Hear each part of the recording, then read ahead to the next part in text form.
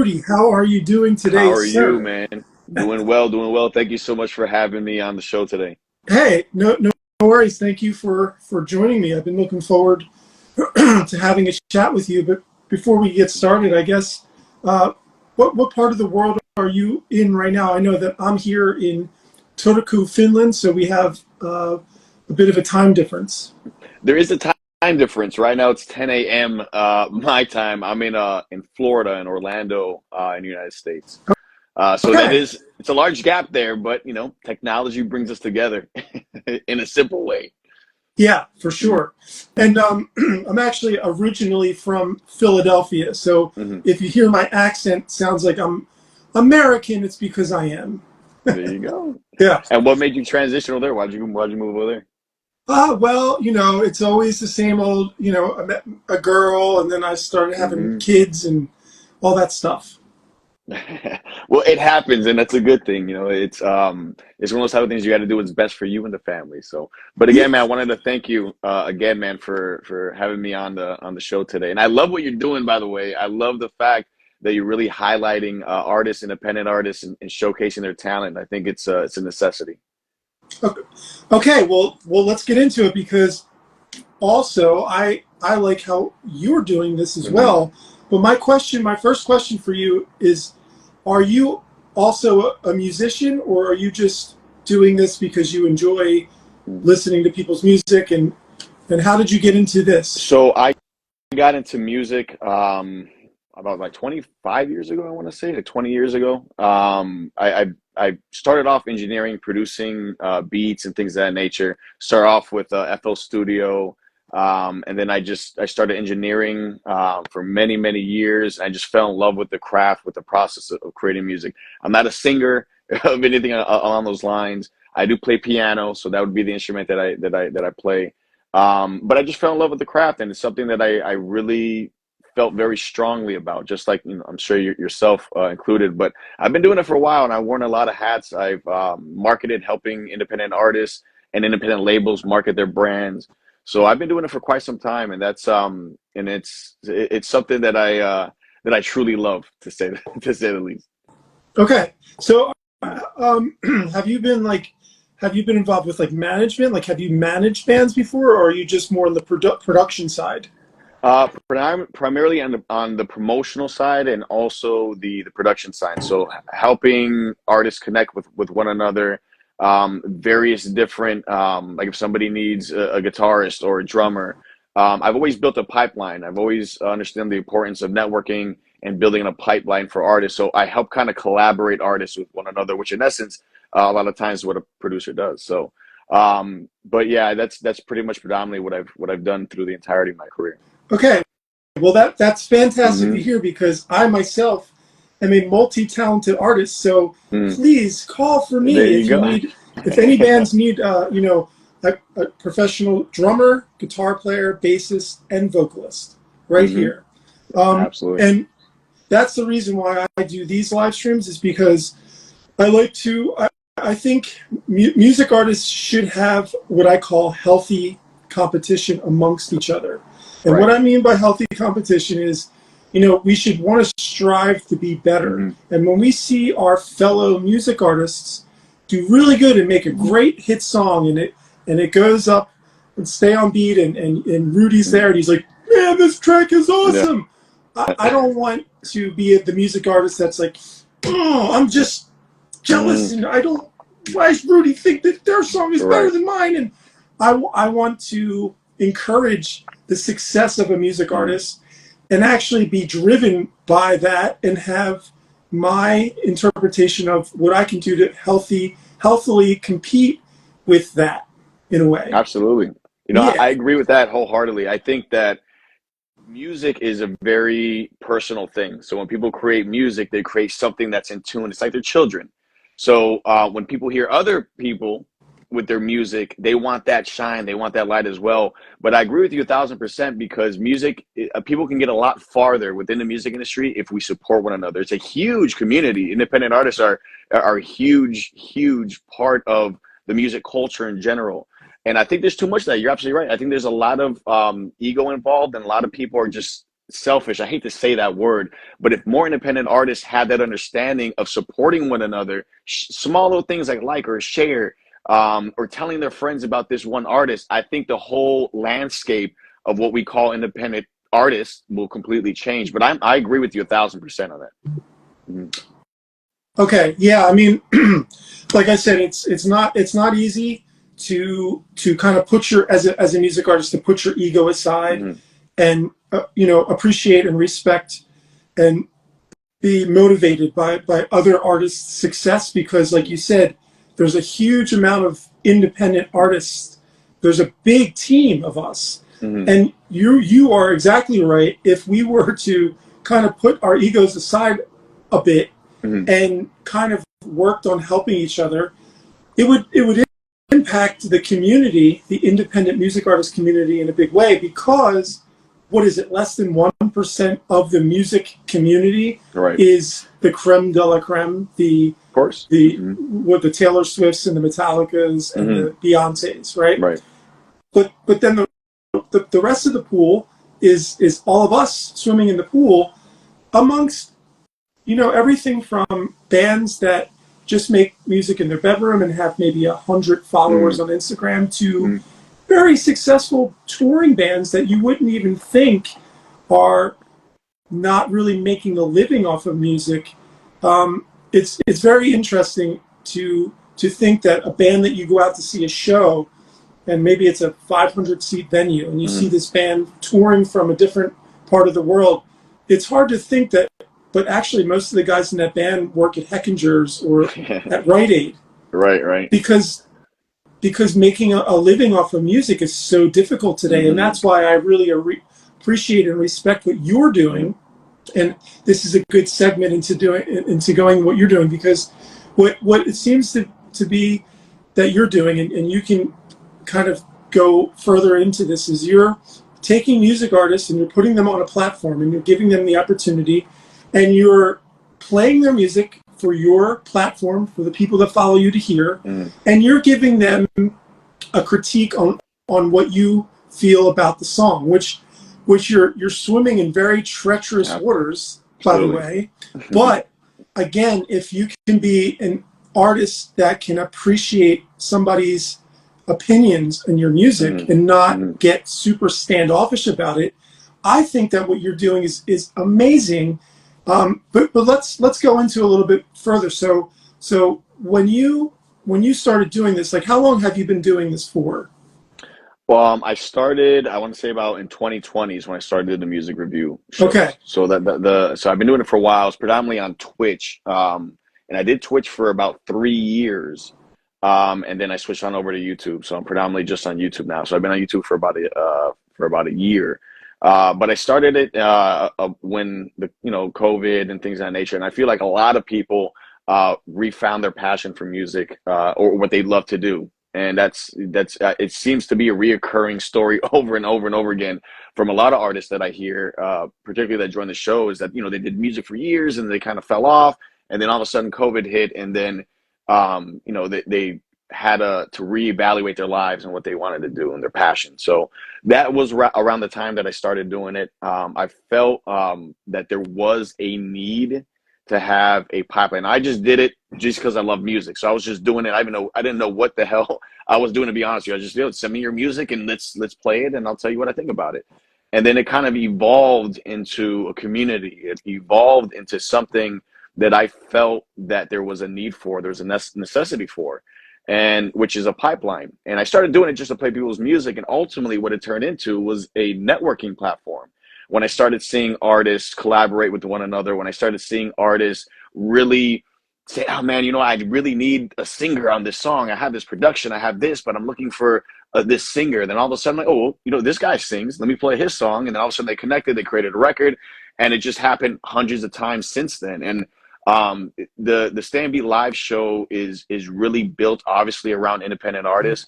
Playing their music is great, and I say it all the time on the show. I love playing people's music, and I love that it's a huge good feeling that I get, rather, when I play people's music, because I know how hard it is to create songs, and I know how difficult it is to get your music out there. So even if it's a small, minute little audience in the beginning, the networking was the real gold of this. And I think there's really not too many places you can go to, hear people's song, have your music showcase, and then also network with other talented artists. And I think that's really what it boiled down to. And I think there was a void in the industry with that. And I think that it's very, very important to have something like that as an independent artist, a community more so than anything. And that's pretty much where it is today.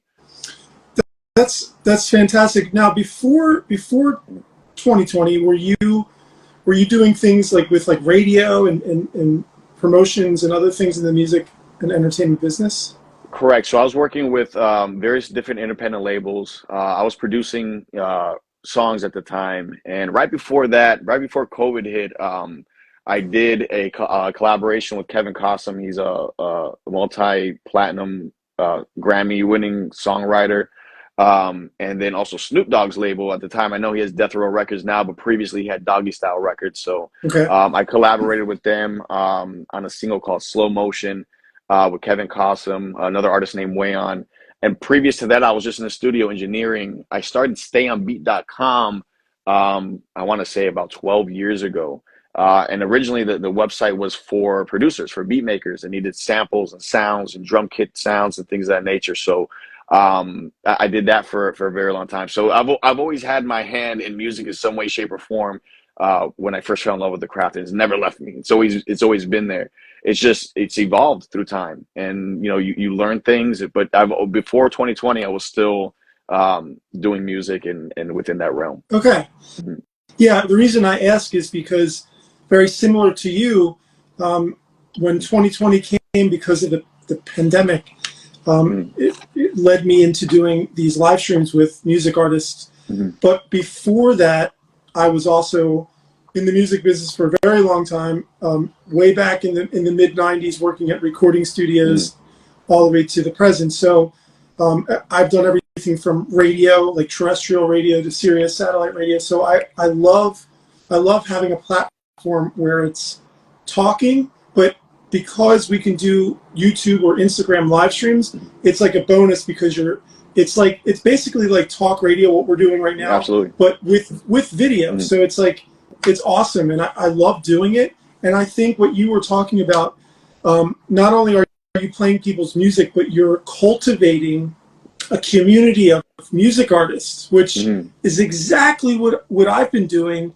And I found, because I started doing this in 2020, that I've already collaborated with so many music artists from Italy and from Canada and from all over the world, just because I've been doing these live streams. And when just like I said to you earlier, like, hey, I can play. Like, when I talk to the music artists, generally on most of my streams, I'm always like, and by the way, if you want to collaborate, let me know. And then, like, a lot of us, we DM each other afterwards, and we end up collaborating musically, which, again, I think most music artists are dropping the ball, because you can all pick up your phones as solo music artists or as bands and go on a live stream, and instead of just talking about how great you are, because we all know how great you are, your mother, your father, your friends, they all know how great you are, but it takes a whole other level to go on and talk about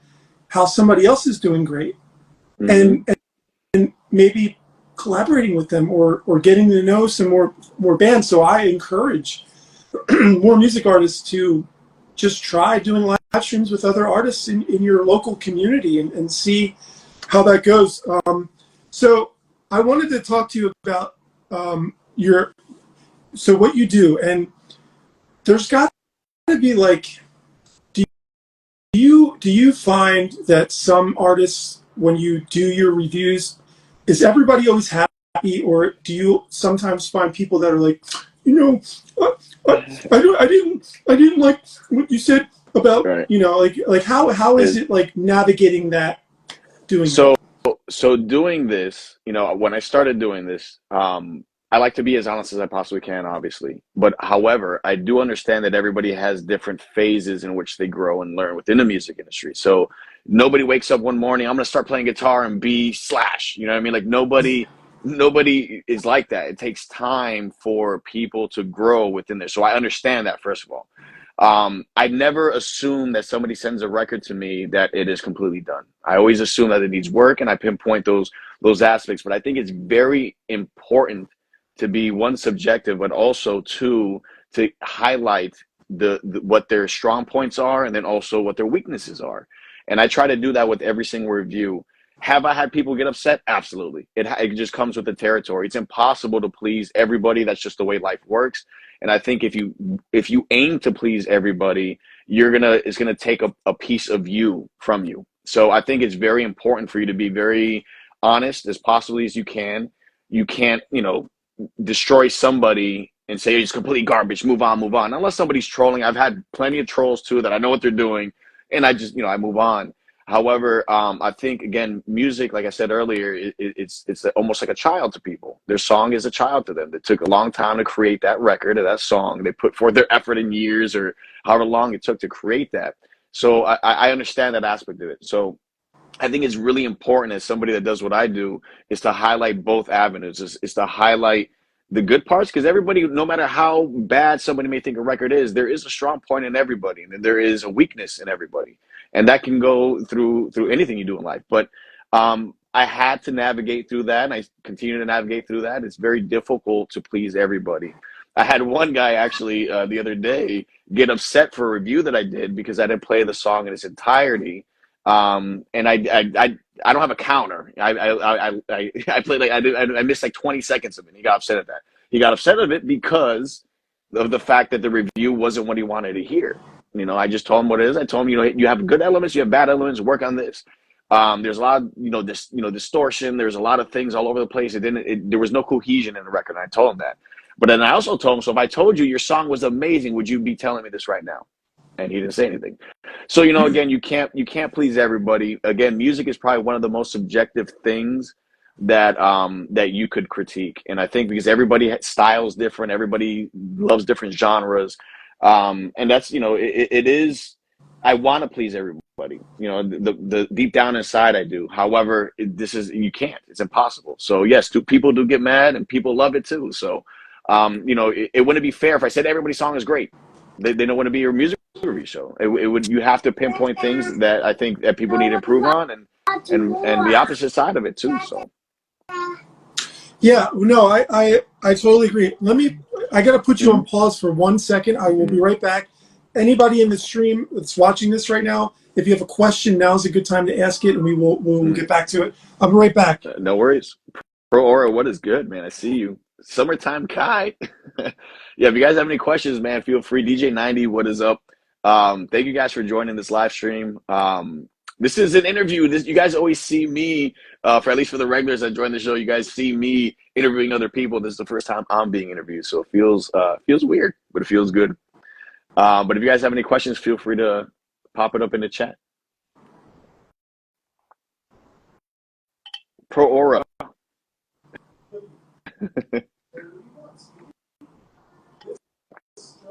Thank you, Ricky Slayer, man. I appreciate that. I really do, man. I work hard on it, man. Ill Ward, what is up?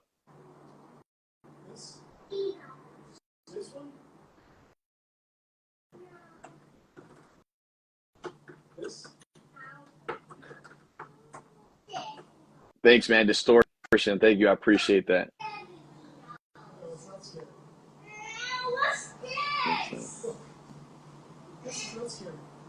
Yes, hey, Devi, DJ90, yes. So listen, what I'm going to do is, because when I played your record on the previous show, or the Florida Baby record, there was a clearance issue, so it blocked the whole show when there was a clearance issue. So I wanted to hit you. So when I do play it, I want to have clearance to play it. Sometimes some publishers, they don't allow you to play records on YouTube. So I've been kind of battling that. So if you can hit me up on my Instagram, that way I could play Devi, Florida Boy. Because last time I did play it, I didn't get a copyright strike, but I got the show was blocked on YouTube because of that. And everybody's publishers are different. So I wanted to hit you up before I play those records that you did submit to me. I want to make sure that I have clearance to play it on YouTube.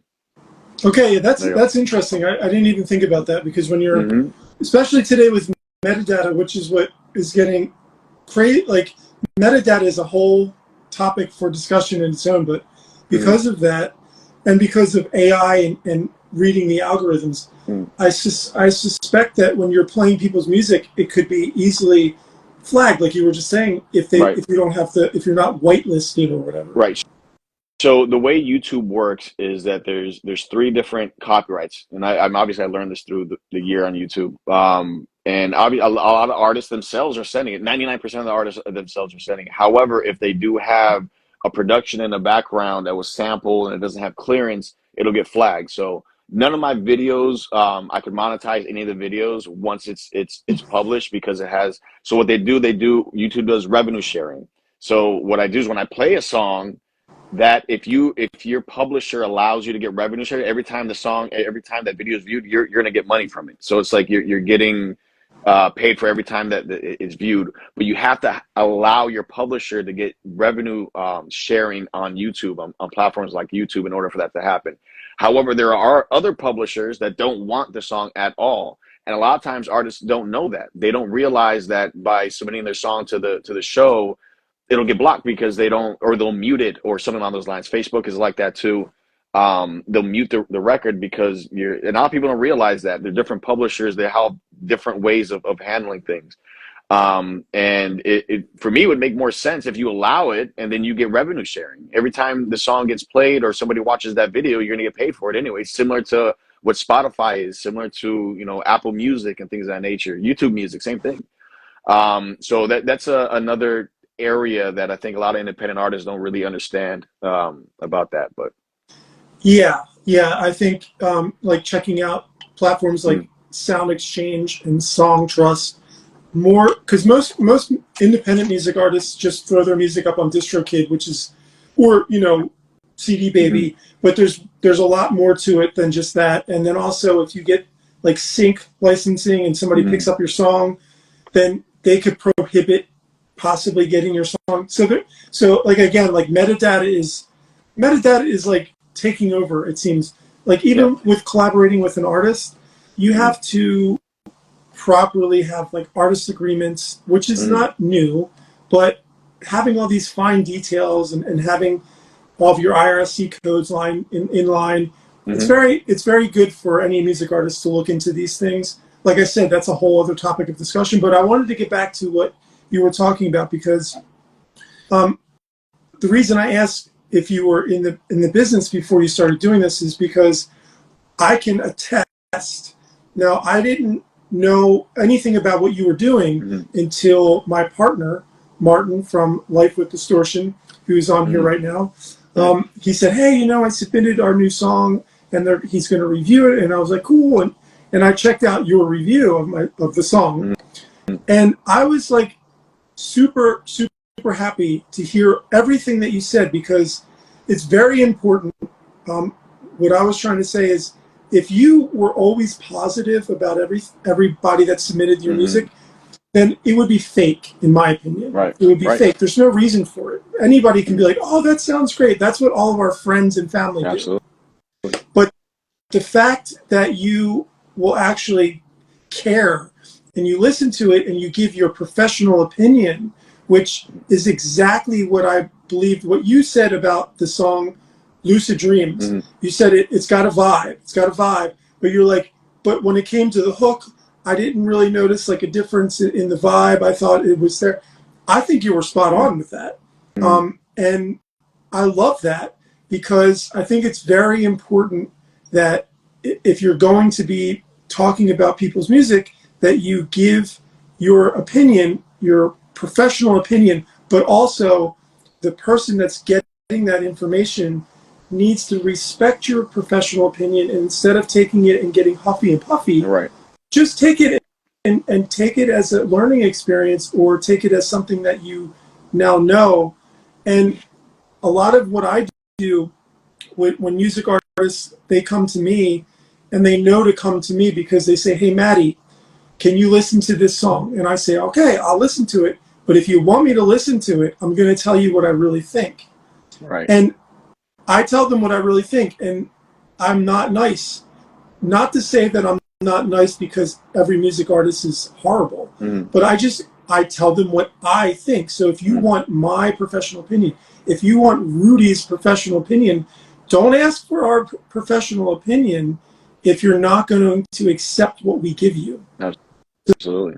That's why I think that if any artists want to get huffy and puffy to me or to you more specifically, I think you should think about what you're doing before you submit a song to somebody. Absolutely. Because and what I also like to say is music is not a mathematical equation. So there's nothing that I can ever say or you or anybody else can say to say that this is good or bad, because it's all subject to opinion. Like at the end of the day, my mom is going to love everything I do, probably. Right. So there's one fan for sure. But so it's interesting, and I commend you, because I think what you're doing is amazing. I enjoy watching your videos. What are some of your highlights so far from doing this? Well, I've had many highlights. I'd say one of the big highlights that I've had is collaborating with the artists on it. For example, there's an artist named Zambrana. He's from Miami, Florida. He is a Hispanic. He does Latin and English type records together. So he's collaborated with a lot of amazing producers. And he understands the importance of networking. He understands what it is to create records with other people. And he's created a lot of good songs. And I started an independent label, I'd say about 2 years ago, a separate independent label, Stampede Entertainment. And I started pushing him, and I helped him get a lot of traction with other artists and things of that nature. We're still in the progress. He's dropping another album at the end of the end of the year. But it's my accomplishments are through the years of me doing this is the relationships that were built. And that's just one example of it. And I think he's a phenomenal artist, aside from a lot of other artists that I've met on the show.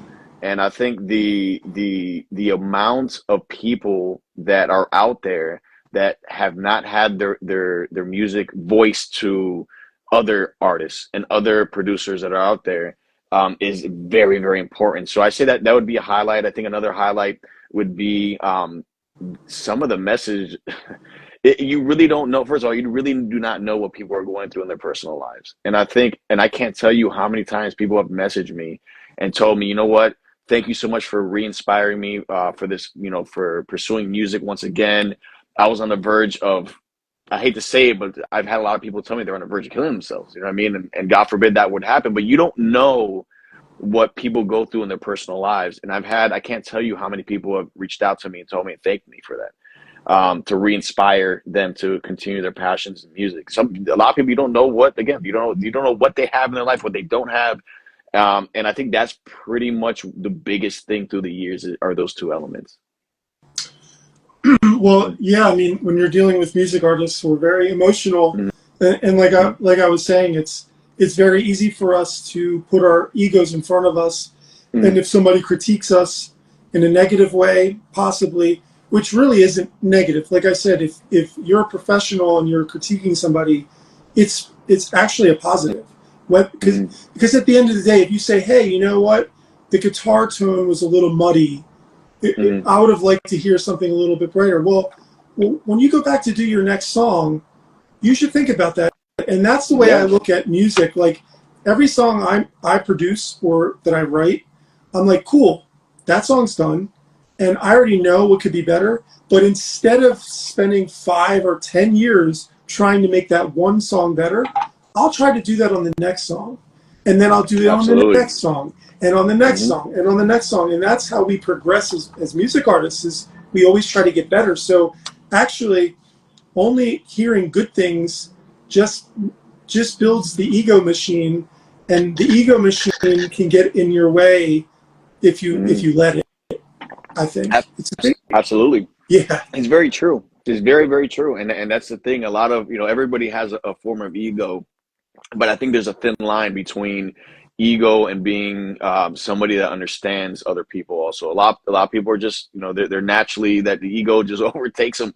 And this music industry, I've met a lot of very successful people within the music industry. One of my mentors is Hugo Diaz. He's one of the he's the gentleman that found Pitbull. I don't know if you're familiar with Pitbull, but out of Miami, Florida. He's worked with multiple different people from Lauryn Hill to predominantly more in the Latin slash hip hop side of things, um, but he's down to earth, and I feel like a lot of other people that I met at music conferences and things of that nature, they understand. They're not like, their ego's not like that. They're positive in their understanding of how good they are at what they do. But I think ego destroys relationships, and I think that if you don't have relationships, it's gonna be very difficult for you to progress as an artist, navigating the landscape that is the music business.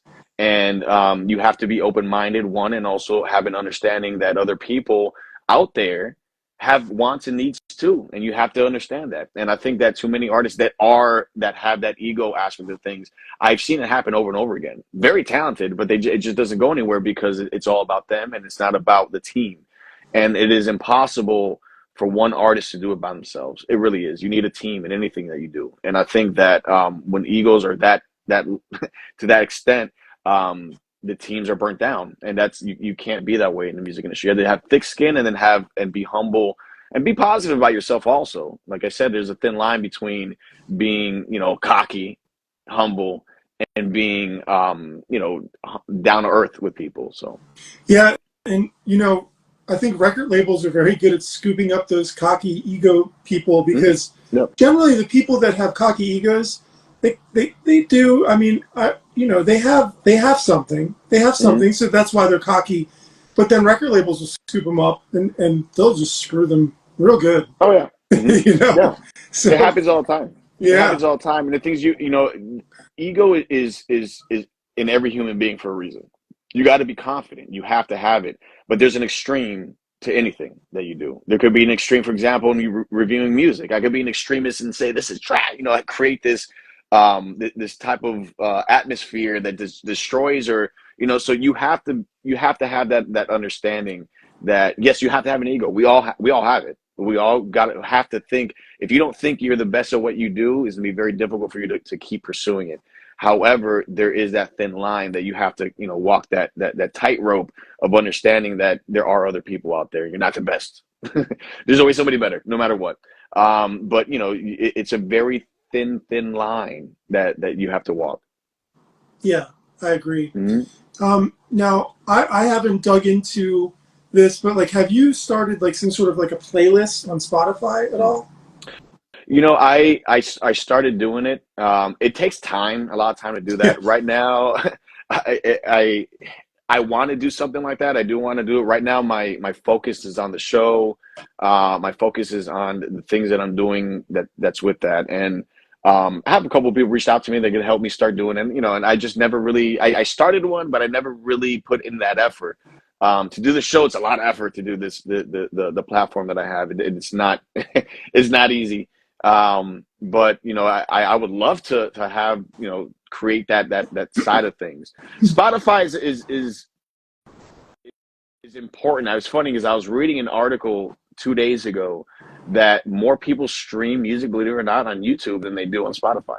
Like if you look at that, I mean, a lot of people have Spotify. Obviously, everybody has Spotify. But a lot of people, when I want to listen to a song, you know what? I don't really I go to YouTube. I don't know. Maybe it's just me.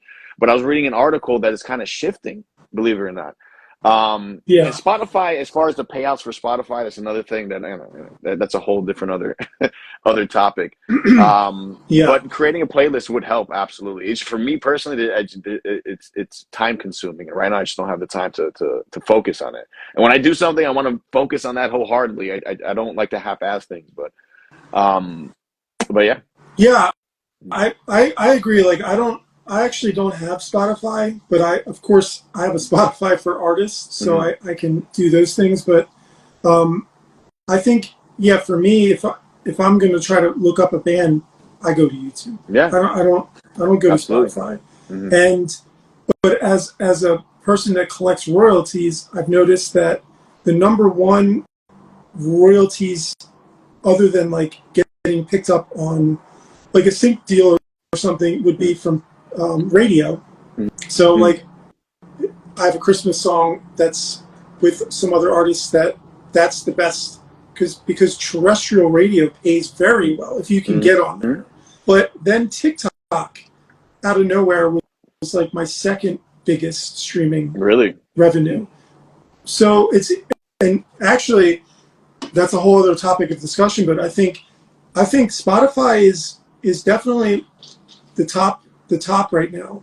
There's no questions. I mean, everybody wants to be on Spotify, but I think because of what TikTok's doing with it's a music-based platform, I think a lot of us independent music artists should start considering putting our music on TikTok and looking at it almost like a Spotify, in a way.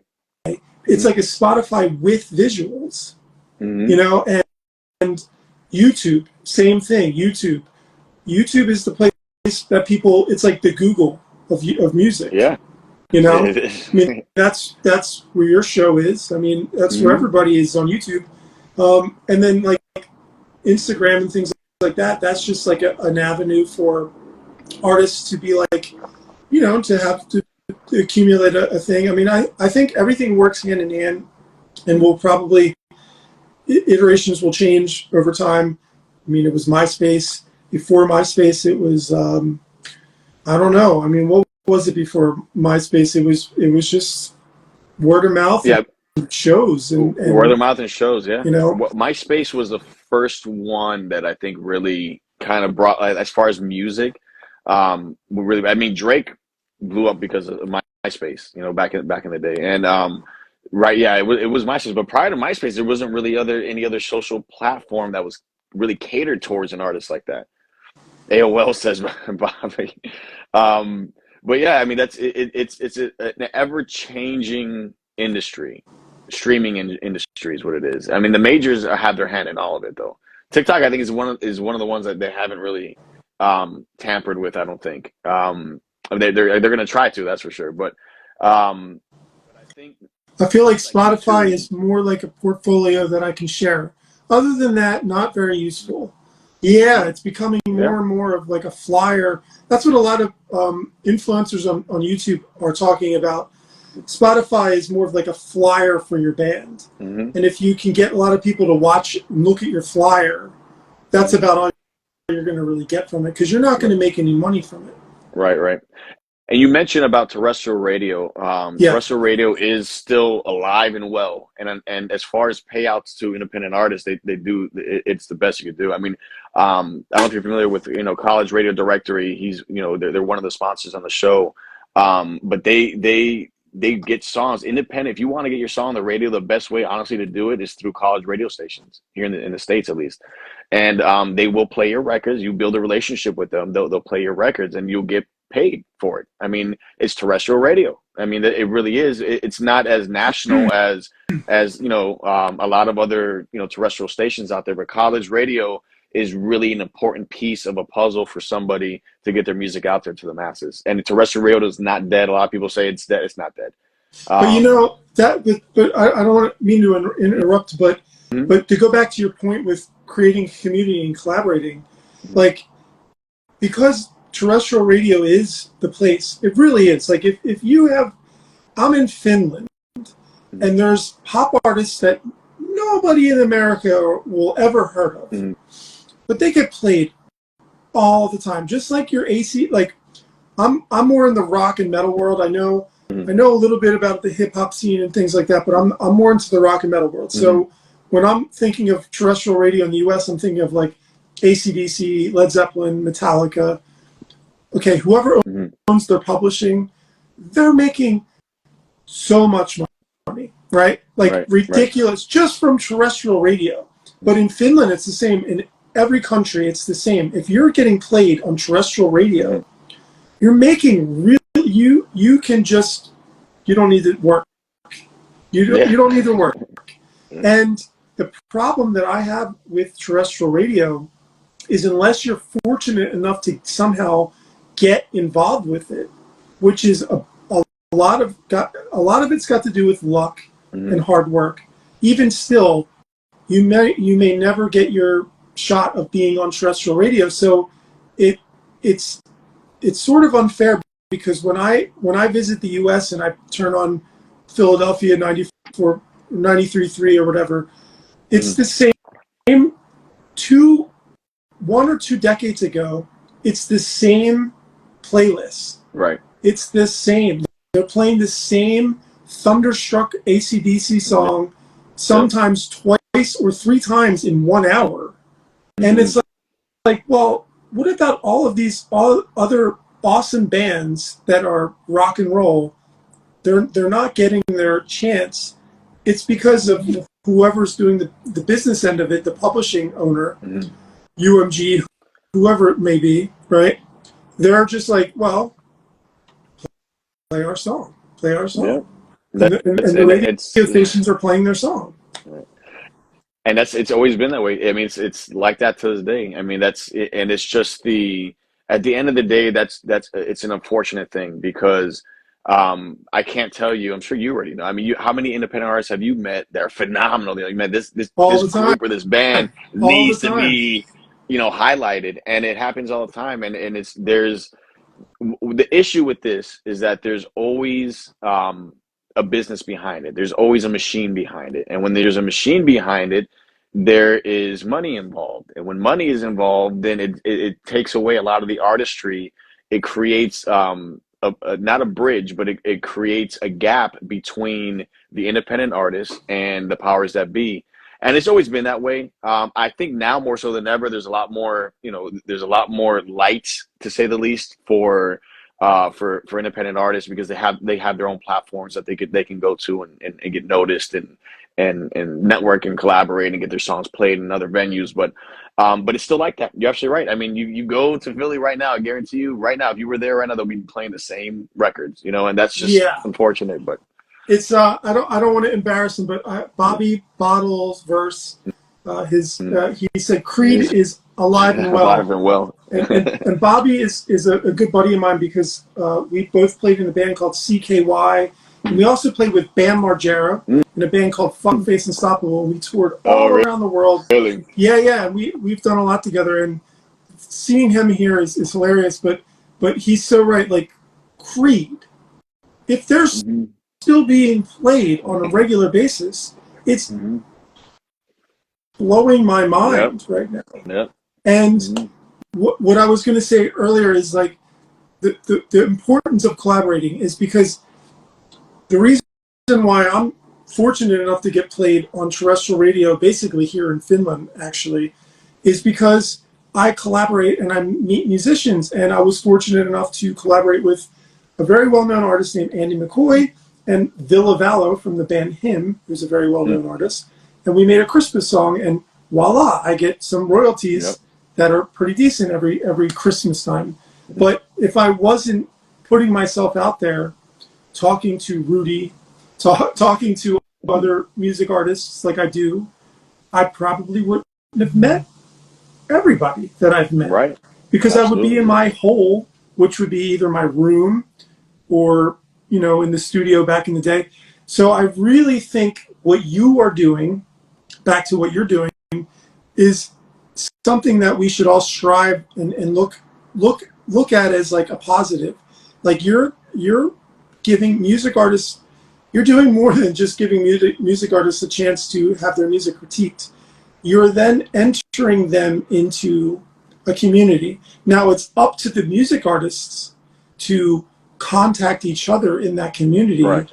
and Correct. build upon that. Hmm. And I think you probably can't scream it out even more, but there's only so much you can do. We as music artists have to take the initiative and also put ourselves out there and be like, hey, so and so band, I know you play the same style of music as me, and I'm probably really upset that you're doing so much better than me, but hey, I really like your music. Would you like to play a show together, or Yeah. would you like to make a playlist together with like just try. Like probably 9 out of 10 times you might get shot down, but there's one chance that another Absolutely. band might be like, yeah, let's do a playlist together.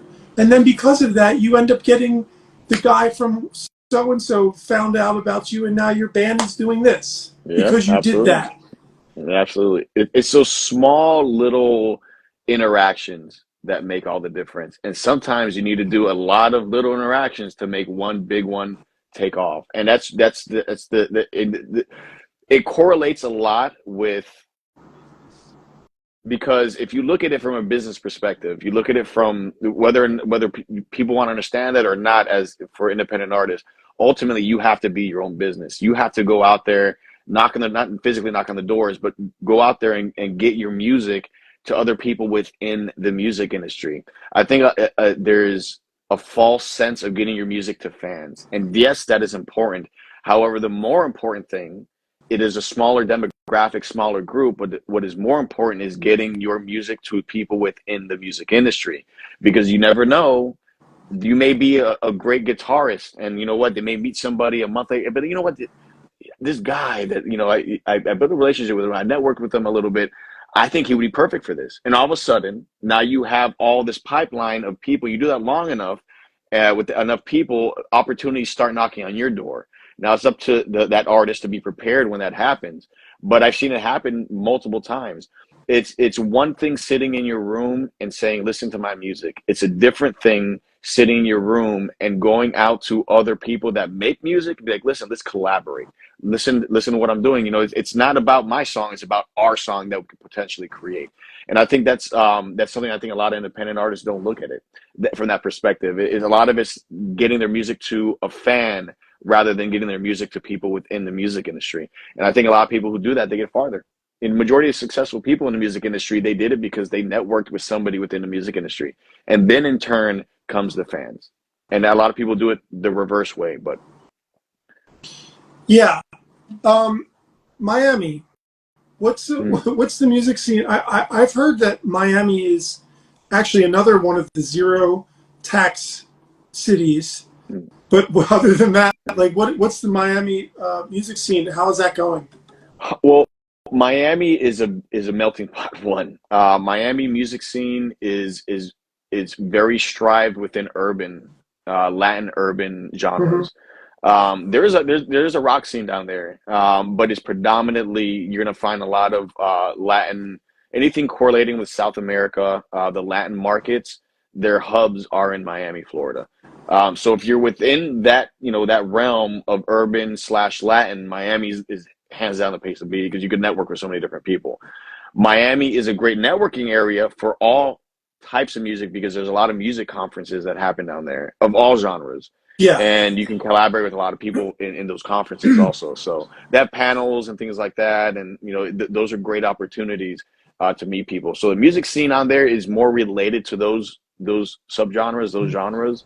But a lot of celebrities go there, a lot of people go there. So there's always a chance to meet somebody that could help in some way, shape, or form. But it's a very unique, diverse community. And I love Miami to death. I mean, that's where I'm from, where I was raised. I live in Orlando now, which is about 4 hours north of there. I moved out of Miami not too long ago, but it's still an amazing scene, amazing, vibrant energy behind it. As far as live venues go, live venues are all based around DJs, so it's very different. It's not like Nashville. Nashville is for live venues. That's where you want to be. So it depends what you are as an artist, those different cities that you can go to.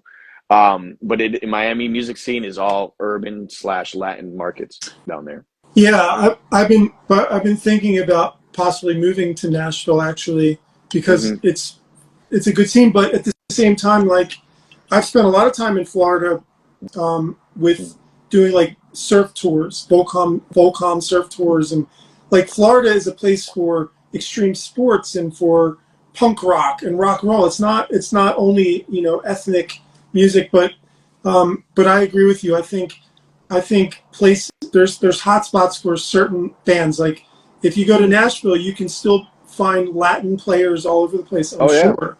Yeah. But you're also going to find a lot of singer-songwriters, country music, rock and roll music. Yep. LA is still the place where the labels are and everybody, but I've been to LA recently, and yeah, it is what it is. The businesses might be there, but it's for an independent music artist trying to go live in LA, like, good luck, because rent is it's insane.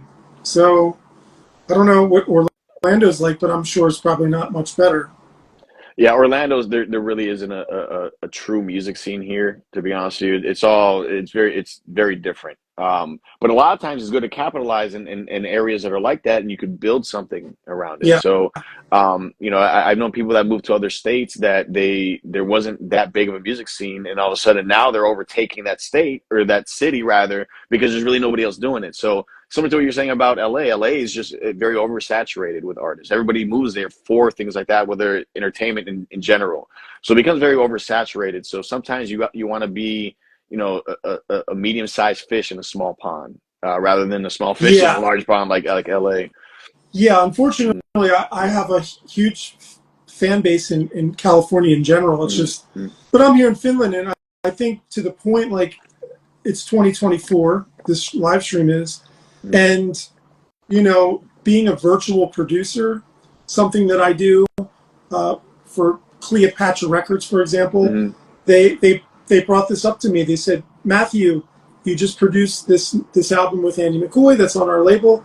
We would like you to be on hire as a virtual. I'm like, what do you mean virtual producer? I'm like, because I used to work in the studio in the mid '90s, and I used to cut 2-inch reel to reel. I'm like, I don't know, Right. what are you talking about? They're like, yeah, well, you don't need to be where the band Yep. is to produce. Mm-hmm. You can do it via Instagram or Zoom, and because Rick Rubin famously says is, I don't know how to do anything in the Yeah. studio. Yeah. I just bring my chi and Yeah.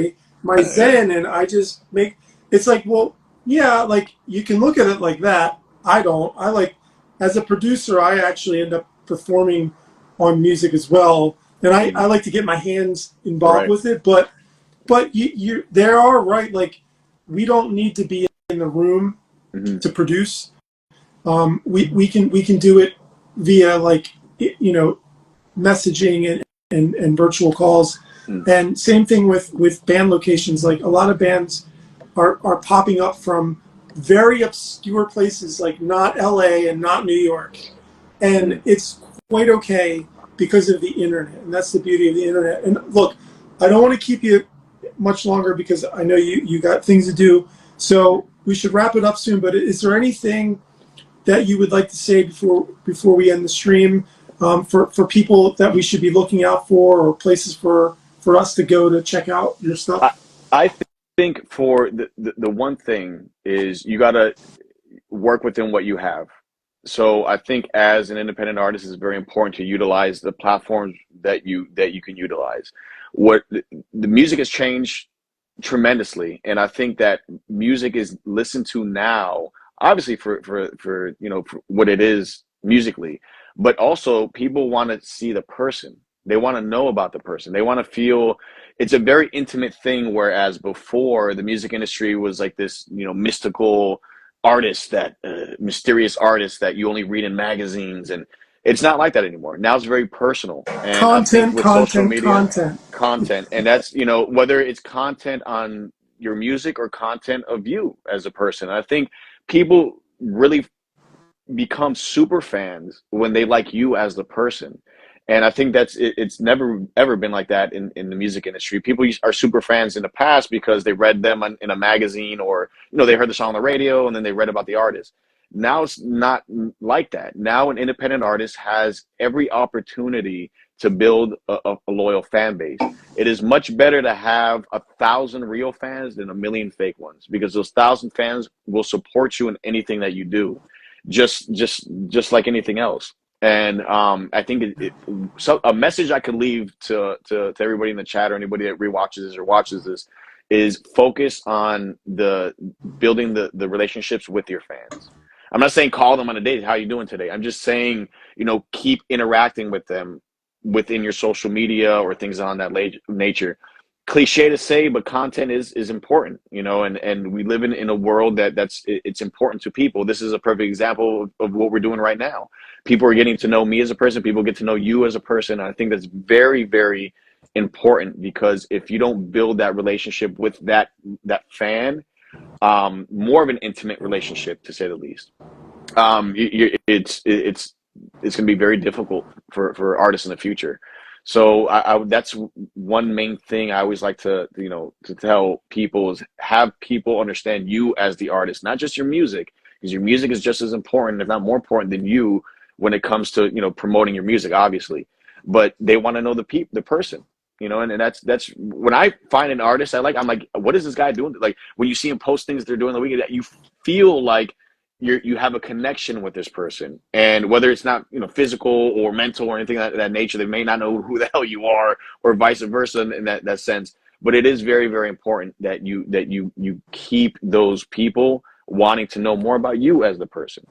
That mystical thing of an artist in the past was cool, but I think nowadays it's important to have that real side of that person that is creating the music.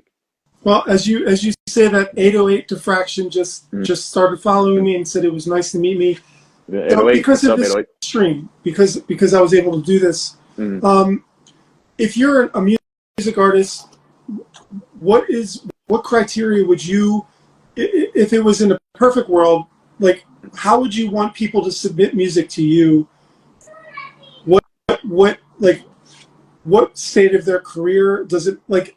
For example, I talk to bands from Kentucky that have, live in their parents' house, Mhm. and I talk to superstars that are, all over the place. For me, I don't have a criteria. I just like talking to music artists. But for you, are you looking for primarily independent music artists, or like you were saying with the metadata? I mean, is it even possible, or do you want bands that are on record labels to submit music to you? Like, how are you looking for people to contact you or reach out to you? I love predominantly the show. I love all music, first of all, and I love whether they're major, independent, it doesn't matter because I Okay. love music, period. And I think that any form of that is fine. I don't, I don't limit it to anything. I would love to have guest features that are majors and things of that nature. I just love music.